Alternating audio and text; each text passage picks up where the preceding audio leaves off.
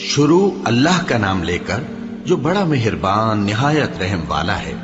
لوگو اپنے پروردگار سے ڈرو جس نے تم کو ایک شخص سے پیدا کیا، یعنی اول اس سے اس کا جوڑا بنایا، پھر ان دونوں سے کثرت سے مرد و عورت پیدا کر کے روئے زمین پر پھیلا دیے۔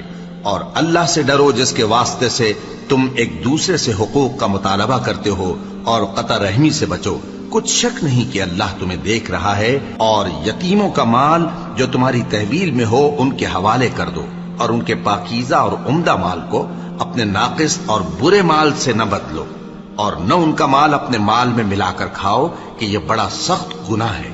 اور اگر تم کو اس بات کا خوف ہو کہ یتیم لڑکیوں کے بارے میں انصاف نہ کر سکو گے تو ان کے سوا جو عورتیں تم کو پسند ہوں، 2 یا 3 یا 4 ان سے نکاح کر لو۔ اور اگر اس بات کا اندیشہ ہو کہ کئی عورتوں سے انصاف نہ کر سکو گے تو ایک ہی عورت سے نکاح کرو یا باندی سے تعلق رکھو جس کے تم مالک ہو، اس طرح تم بے انصافی سے بچ جاؤ گے۔ اور عورتوں کو ان کے مہر خوشی سے دے دیا کرو، ہاں اگر وہ اپنی خوشی سے اس میں سے کچھ تم کو چھوڑ دیں تو اسے مزے سے کھا لو۔ اور کم عقلوں کو ان کا مال جسے اللہ نے تم لوگوں کے لیے سبب معیشت بنایا ہے مت دو، ہاں اس میں سے ان کو کھلاتے اور پہناتے رہو اور ان سے معقول بات کہتے رہو۔ اور یتیموں کو بالغ ہونے تک کام کاج میں مصروف رکھو اور جانچتے رہو، پھر بالغ ہونے پر اگر ان میں عقل کی پختگی دیکھو تو ان کا مال ان کے حوالے کر دو، اور اس خوف سے کہ وہ بڑے ہو جائیں گے، یعنی بڑے ہو کر تم سے اپنا مال واپس لے لیں گے، اس کو فضول خرچی اور جلدی میں نہ اڑا دینا۔ اور جو شخص آسودہ حال ہو اس کو ایسے مال سے قطعی طور پر پرہیز رکھنا چاہیے، اور جو ضرورت مند ہو وہ مناسب طور پر یعنی بقدر خدمت کچھ لے لے۔ اور جب ان کا مال ان کے حوالے کرنے لگو تو گواہ کر لیا کرو، اور حقیقت میں تو اللہ ہی گواہ اور حساب لینے والا کافی ہے۔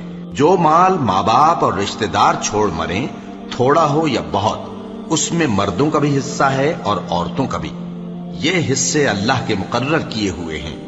اور جب میراث کی تقسیم کے وقت غیر وارث رشتہ دار اور یتیم اور نادار لوگ آ جائیں تو ان کو بھی اس میں سے کچھ دے دو اور ان سے معقول بات کہو۔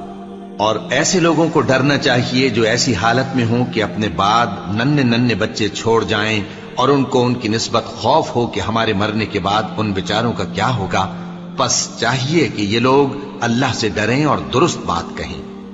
جو لوگ یتیموں کا مال ناجائز طور پر کھاتے ہیں وہ اپنے پیٹ میں آگ بھرتے ہیں اور ضرور دوزخ میں ڈالے جائیں گے۔ اللہ تمہاری اولاد کے بارے میں تم کو ارشاد فرماتا ہے کہ ایک لڑکے کا حصہ 2 لڑکیوں کے حصے کے برابر ہے، اور اگر اولاد میت صرف لڑکیاں ہی ہوں یعنی 2 یا 2 سے زیادہ تو کل ترکے میں ان کا 2/3 ہے، اور اگر صرف ایک لڑکی ہو تو اس کا نصف ہے۔ اور میت کے ماں باپ کا یعنی دونوں میں سے ہر ایک کا ترکے میں 6واں حصہ ہے، بشرطے کہ میت کی اولاد ہو۔ اور اگر اولاد نہ ہو اور صرف ماں باپ ہی اس کے وارث ہوں تو 1/3 ماں کا حصہ ہے، اور اگر میت کے بھائی بھی ہوں تو ماں کا 6واں حصہ ہوگا۔